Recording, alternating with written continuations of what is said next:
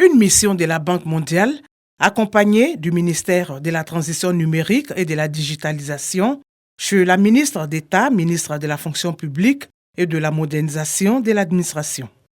La rencontre s'inscrit dans le cadre du PATSI, projet d'accélération digitale de la Côte d'Ivoire. Ce projet vise, entre autres, à renforcer les fondements de l'écosystème numérique et à améliorer la fourniture des services publics aux populations. La Côte d'Ivoire est un partenaire privilégié pour la Banque mondiale. Madame le ministre d'État nous a fait part de ses besoins. Nous en sortons vraiment galvanisés, renforcés dans notre conviction de vouloir accompagner le pays. Nous avons pris bonne note des besoins et on poursuit les travaux avec le ministère de la Transition numérique et de la digitalisation pour bien intégrer ces éléments-là et cette vision dans le projet. Nous sommes en train de mettre en place un projet très ambitieux qui nous permettra donc d'accélérer notre politique de modernisation par la digitalisation donc de cette administration-là. Les différentes composantes tiennent compte de nos attentes, tiennent compte des contraintes que nous avons, contraintes de disponibilité donc du service public. Les fonctionnaires de Côte d'Ivoire sont partout et nous avons besoin de les accompagner au mieux dans la gestion de leur carrière, dans leurs besoins en formation et dans la gestion donc de leurs différentes préoccupations. Selon la ministre d'État, Anne-Désirée Ouloto, avec ce projet de digitalisation, la transformation de l'administration publique ivoirienne est en marche.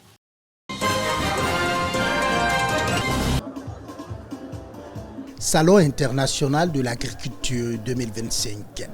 Des escargots géants de la Côte d'Ivoire sont l'attraction au stand du ministère des Ressources animales et halieutiques, MIRA. Ça m'inspire un projet. J'ai rendez-vous avec le monsieur, je dis lorsque je serai en Côte d'Ivoire, je vais le contacter. Ah oui, ça c'est intéressant. C'est très intéressant d'ailleurs. C'est la curiosité, parce qu'ils n'ont jamais vu d'escargots comme ça. Tout ce qu'ils trouvent, c'est tout petit. C'est plus gros que ce que les Européens connaissent. La présence de ces escargots géants à ce rendez-vous international de l'agriculture répond à un objectif stratégique des autorités. Nous présentons ce savoir-faire pour éventuellement bénéficier de partenariats et développer ce type d'élevage. C'est un élevage qui peut être profitable non seulement à des jeunes, parce que c'est un rémunérateur, mais aussi et surtout à des femmes. Juste à côté, sur le même stand, un autre produit ivoirien étonne les visiteurs, des chips de poulet. J'ai trouvé ça nouveau, surprenant et ça m'a beaucoup plu. Voilà. Et la personne m'a dit que c'était comme des chips, mais je pense qu'on peut aussi s'en servir pour assaisonner des salades.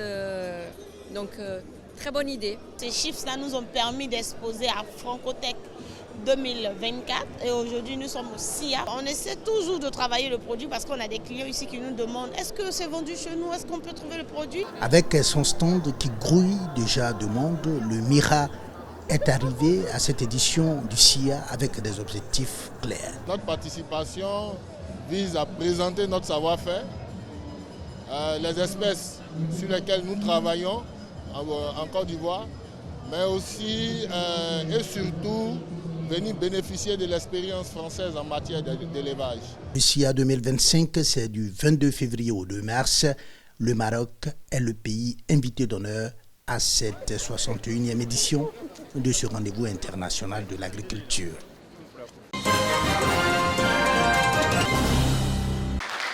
Par les acclamations des présidents et membres des coopératives et associations de pêcheurs, marailleurs et marailleuses issus des 4 départements de la région de Gbeke, Amani Jean-Marc devient l'interlocuteur légal auprès de l'organisation interprofessionnelle de la filière pêche en Côte d'Ivoire. En travaillant seul, sans l'union, on ne peut pas avancer. À partir du moment où ils nous donnent un coup d'appui, on est tous contents.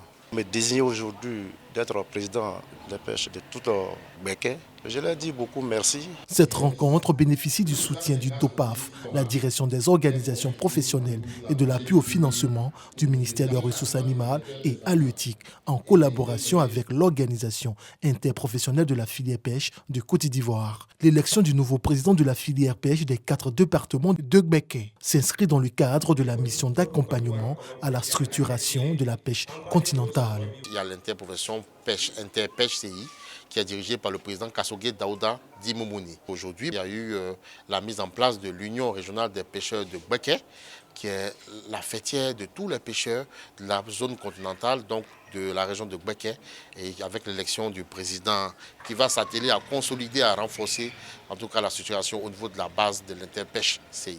Après l'étape de Béoumi, cap sera mis dans plusieurs localités du pays, notamment Boisflé, Guessabo, Buyo, Tabo et Ayamé.